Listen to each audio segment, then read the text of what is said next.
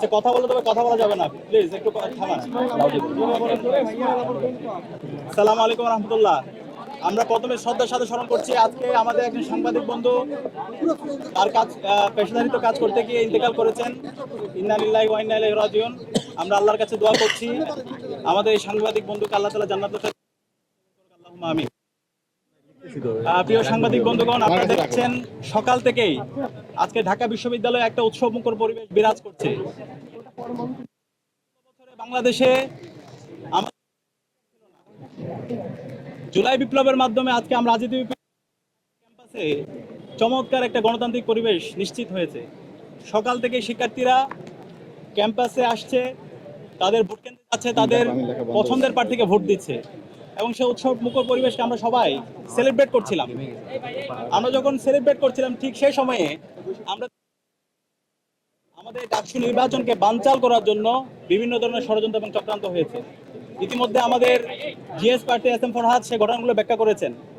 আমরা দেখতে পেয়েছি সর্বপ্রথম ইউলেবে যে সেন্টার আছে সেই সেন্টারে পোলিং এজেন্ট যারা আছে এবং অবজারভার যারা আছে তাদেরকে ঢুকতে দেওয়া হয় না,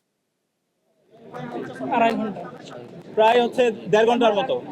এই সময় ওখানে কি হয়েছে আমরা জানি না, প্রায় 2.5 ঘন্টার মতো। এরপরে আমরা 21 হলের আমরা দেখতে পেয়েছি স্টাফদের, একই সাথে আবার টিএসসির যে সেন্টার সেখানেও আমরা কারচুপি দেখতে পেয়েছি।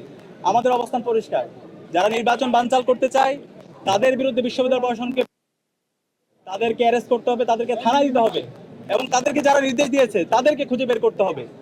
আমরা বিশ্ববিদ্যালয় প্রশাসনকে লিখিত অভিযোগ দিয়েছি। বিশ্ববিদ্যালয় প্রশাসন আমরা অনুরোধ করব দ্রুত সময়ের মধ্যে এই নির্বাচন বানচালের সাথে যারা জড়িত আছে তাদের সবার বিরুদ্ধে যেন দৃষ্টান্তমূলক বিচারের আওতায় নিয়ে আসা হয়। প্রিয় সাংবাদিকবৃন্দ, আপনাদের মাধ্যমে আমরা ঢাকা বিশ্ববিদ্যালয়ের সকল শিক্ষার্থীদেরকে আহ্বান করব, এই ডাকসু নির্বাচন এটা শহীদদের আকাঙ্ক্ষা, এটা জুলাইয়ের আকাঙ্ক্ষা।